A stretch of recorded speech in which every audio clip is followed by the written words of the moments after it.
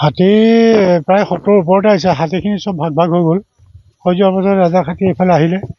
আহি সেই সময়তে মানে আমি ওচৰতে আছোঁ আৰু এইফালে ঘৰ দুৱাৰ ভাঙি থকা শুনি আছোঁ। আহিব পৰা নাই, ফৰেষ্টৰ মানুহ অহা নাই, ওলাই আহিবলৈ ভয় লাগিছে আন্ধাৰ নিশা। গতিকেলৈ হাতীয়ে আহি এইফালে 2-3 ঘৰ মানুহ যথেষ্ট মানে ক্ষতিসাধন কৰিলে।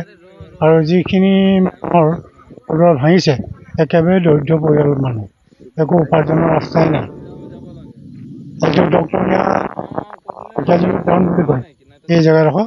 আৰু সময়ে সময়ে আহি বছৰ বছৰ ধৰি ইয়াতে এই হাতীজাকে আহি মানে তাণ্ডৱ চলাই থাকে। ফৰেষ্টৰ মানুহ সময়মতে নাহে আৰু তেনেকুৱা সহযোগ নাই।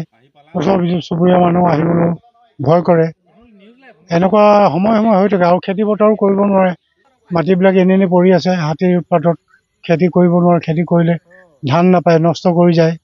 মানুহৰ নানা ধৰণৰ সমস্যা, এই হস্তীৰ উপদ্ৰৱত মানুহ হাহাকাৰ অৱস্থা হৈছে।